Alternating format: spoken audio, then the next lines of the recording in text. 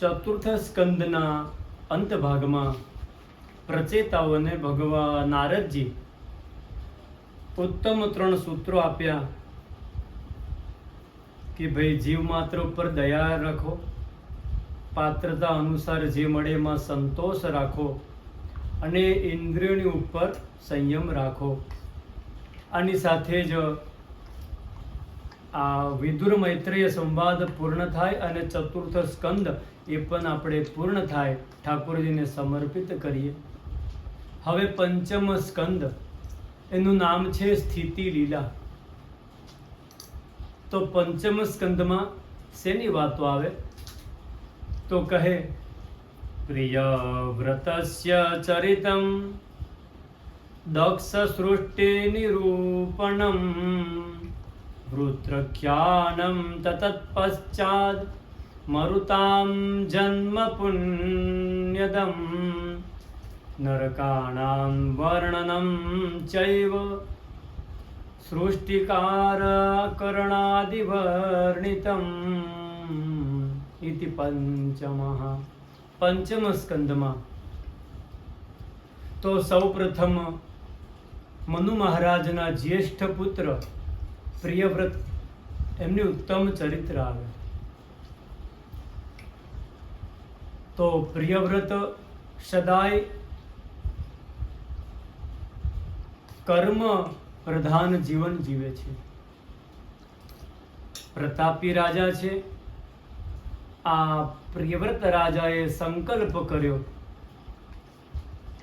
કે આ જે રાત્રિ થાય છે ને એની અંદર બધા બેકાર બેસી જાય છે, એટલે મારે રાત્રિ થવા દેવી નથી.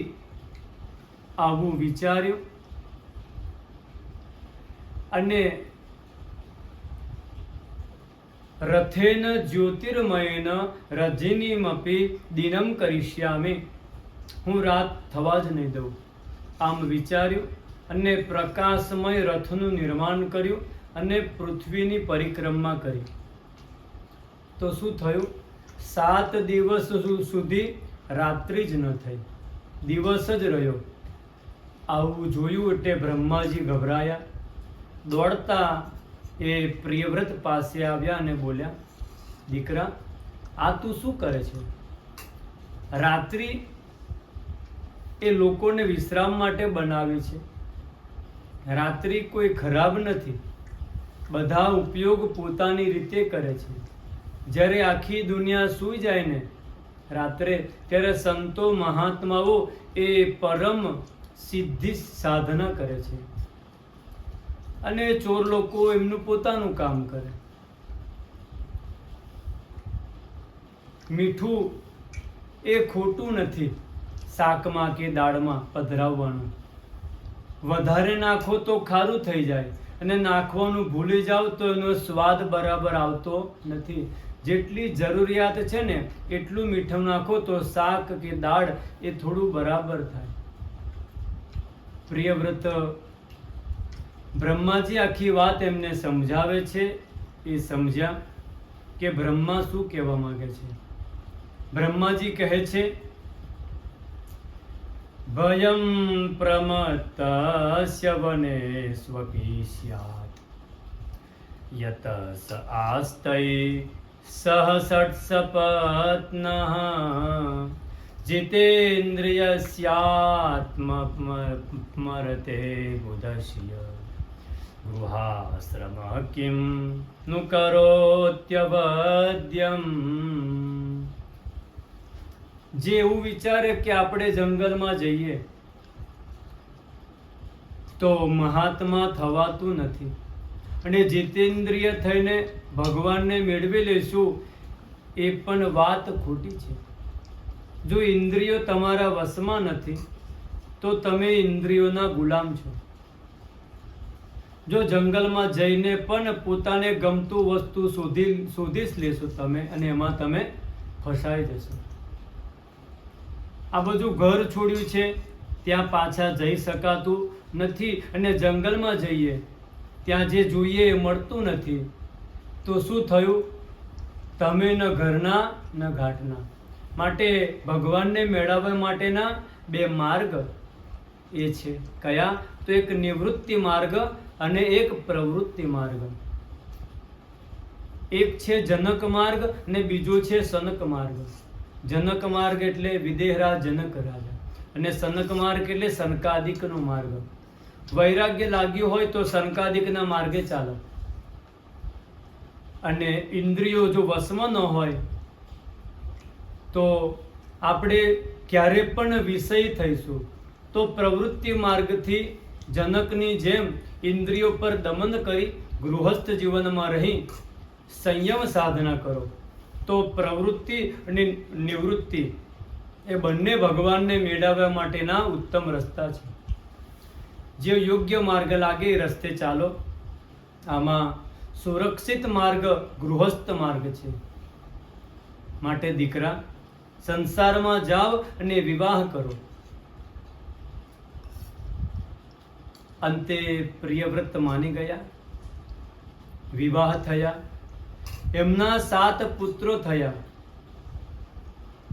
જે રથની 7 પ્રદક્ષિણા કરી એમાંથી 7 દ્વીપ થયા. તો પ્રશ્ન થાય કે આ 7 દ્વીપ કયા? તો જંબુદ્વીપ, પ્લક્ષ દ્વીપ, સાલ્મલી દ્વીપ, કુશ દ્વીપ, ક્રૌંચ દ્વીપ, શાક દ્વીપ અને પુષ્કર દ્વીપ. આવા 7 દ્વીપ પોતાના 7 દીકરાને આપ્યા. પહેલા જે જંબુદ્વીપ, એના રાજા થયા આગ્નિદ્ર. એમને 9 દીકરા થયા, તો એમને જંબુદ્વીપના 9 ખંડ કર્યા. ઇલાવૃત ખંડ, કેતુમાલ ખંડ, હરિવર્ષ ખંડ, કિમપુરુષ ખંડ, ભદ્રાશ્વ ખંડ, કુરુખંડ, હિરણ્યખંડ અને રમ્યક ખંડ, નાભિખંડ. આમ 9 ભાગ, 9 ખંડ. આમાં જે પ્રથમ ખંડ છે એનું નામ છે અજનાભ ખંડ, અને એના રાજા બન્યા છે નાભી. જેમના ઘરમાં સાક્ષાત ભગવાન ઋષભદેવજીના રૂપમાં પ્રગટ થયા. બોલો ઋષભદેવ ભગવાન કી જય. ઋષભદેવના પ્રભાવથી ઇન્દ્રને ઈર્ષા આવી. એવા પ્રભાવશાળી હતા ઋષભદેવ ભગવાન. ઇન્દ્રને ઈર્ષા આવી તો એને વરસાદ વરસાવવાનો બંધ કર્યો. તો આ ઋષભ ભગવાને પોતાની જાતે પોતાના યોગ બળથી વરસાદ વરસાવ્યો. ઇન્દ્રને ખબર પડી કે આ તો ખરેખર ભગવાન છે. ત્યારે ઇન્દ્રે પોતાની દીકરી જયંતી એના વિવાહ ઋષભદેવ સાથે કર્યા. ઇન્દ્રના 2 છે. એક દીકરો છે જયંત, જે રામાવતારમાં ચાંચ મારીને ભાગી ગયેલો જયંત, કાગડાનું રૂપ ધારણ કરી. અને જયંતી આ ઋષભદેવને પરણાવ્યા. એનાથી ઋષભદેવે 100 પુત્ર ઉત્પન્ન કર્યા. એમાં સૌથી મોટા પુત્રનું નામ છે ભરત, અને આના પ્રભાવે જ અજનાભ ખંડનું નામ ભારત વર્ષ એ પ્રસિદ્ધ થયું. યેસામ ખલુ મહાયોગી ભરતો જ્યેષ્ઠ શ્રેષ્ઠ ગુણ આસિત્યેનેદમ વર્ષ ભારતમિતિ વ્યપદિશંતિ. ઋષભદેવજીએ પોતાના સંતાનોને ઉત્તમ ઉપદેશ આપ્યો કે હે દીકરાઓ, 2 ચાવી આપીને હું તમને જઉં છું. જે ખજાનો જોઈએ એ લઈ લેજો. એક ચાવીથી નરકનો દરવાજો ખુલશે અને એક ચાવીથી સ્વર્ગનો દરવાજો ખુલશે, વૈકુંઠનો દરવાજો ખુલશે. તો દીકરાઓ કહે કે ચાવીઓ તો આપી છે, હવે નંબર તો બતાવતા જાઓ. તો એ નંબર હવે ઓળખ, સાચી ઓળખ એ આપણે આગળ સમજીશું. જય શ્રી કૃષ્ણ.